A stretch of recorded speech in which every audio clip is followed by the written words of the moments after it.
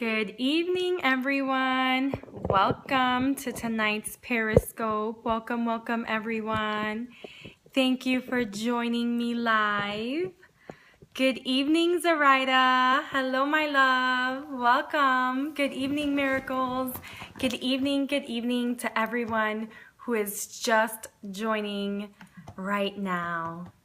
Yes, live. Holla. Hola. I don't know if it's holla or hola. And tonight, I am so excited to be talking about the 5 love languages. And I want to kind of focus in on this because over the last couple of days, we've been talking about relationships and romance and what's coming in the works for us in 2016. And I want us all to be as ready for love as possible. And for me, that means really understanding what your needs are and what are your desires. And in my personal journey, the way that I began to really discover how I receive love and what I really need from a partner was using Gary Chapman's 5 love languages. So if you are not familiar with Gary Chapman's 5 love languages, go onto your computer or your phone after this and go to 5lovelanguages.com. That is his website. That is where you can take a completely free quiz that guides you through different types of love language questions, and then it gives you a report that really tells you what your love languages are in order. So we all have 5. We all, express all 5 and all receive the 5 love languages in different ways, but which is really your primary, right? And that is the one that you're going to probably be by default needing the most. Right? So tonight on here, I just want to give us a little rundown of what the 5 love languages are and how you can really begin to use this with your intimate partner. So the first love language is words of affirmation, right? And this is a very important love language because it's one that we seldom use anymore in our society. And it's one that really has a positive influence on men. So, really expressing appreciation through words, through, little cards that you might give them with special words on them, or, a text message in the morning or in the afternoon throughout the day to really get them engaged and feeling excited and also feeling like you love them. Right? So that's a big thing, is knowing that we receive love and express love very differently. And usually we tend to express it the way we want to receive it, which doesn't always work for the other person if their love language is different than ours. So that is where the key to this system is. I recommend that both people in the relationship or all parties in the relationship take the quiz to really be able to honor each other's love languages and learn, where do we lie in terms of our ranking and where are the similarities and where are the differences, right? And then even within that is my love language. I love it when my boyfriend tells me how much he appreciates me. Thank you, Zoraida, for sharing. Thank you. I know that for my partner as well, he loves words of affection and words of affirmation. And, whenever I text him, that lights up his day. So thank you for sharing that. The second love language is acts of service. Right? So this is if you really appreciate and feel loved when someone is taking the trash out for you, cooking breakfast, putting the coffee to get made, taking the kids to school. If that is how you feel appreciated, if that is how you feel loved, then acts of service is probably going to be your primary love language. And this is very important because if you are doing these things for your partner, but their love language is a completely different one, you can see how it's like, oh, but I'm doing this, and you might be doing it because that's what you want in return. But if that communication is not there, if that common understanding is not there, that's where some of the breakdowns can happen. So this tool is very helpful in clearing up all those complications in communication. The third love language is receiving gifts. And this is, you know, if you just light up when they bring home roses or chocolates, when they surprise you with a vacation, when, you know, they come home and they're like, you know, I was walking down the street and I saw these shoes and I thought of you and I brought you these, and you just light up. That is probably receiving gifts is one of your top love languages. And one of the things that I want to mention about receiving gifts is it might not be your primary, but it doesn't mean it's not important. So regardless of where you are in, you know, the stages of love and the languages of love, you want to continue to really feed your partner all of these, right? It's not just about focusing in on their primary. You want to do all of them, but you do want to focus on their primary more often. The fourth one is quality time. And this is a big one because this takes up a lot of time.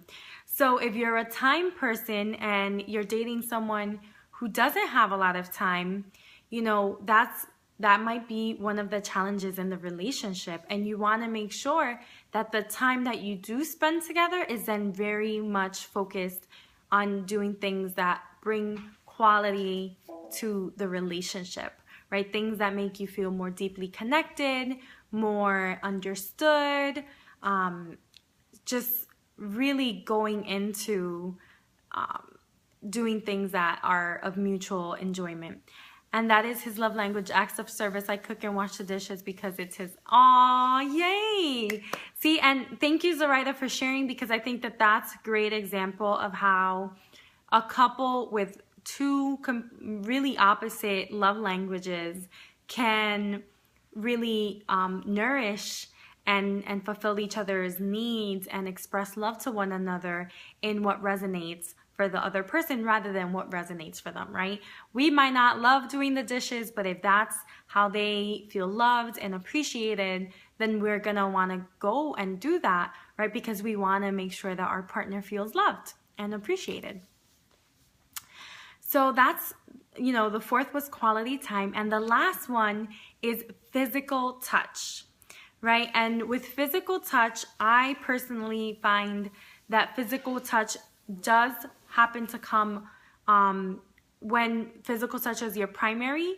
Usually quality time is your secondary, because physical touch can be a time of quality, right? So having physical touch be part of your quality time is often connected, right? So with physical touch is like the caressing, the holding, the cuddling, the proximity, right? Just being physically in proximity to one another. So sometimes we think it takes willingness to make this work for both people. Yes. Thank you for sharing that. And that's a huge, huge, huge part. You both have to be willing to work on this.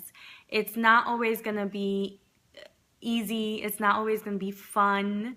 But it does lead to deeper understanding of one another, and it really allows the relationship to blossom, and it allows you to really understand the person for their unique gifts, talents, and really honor how they receive love, right? Honor how they express love.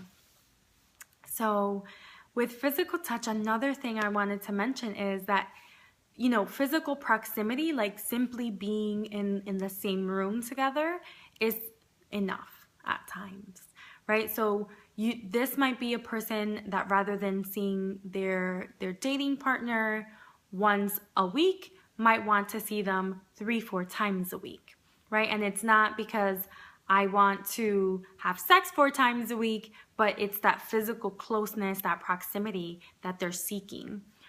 So these are just some of the things, the qualities and characteristics for the 5 love languages.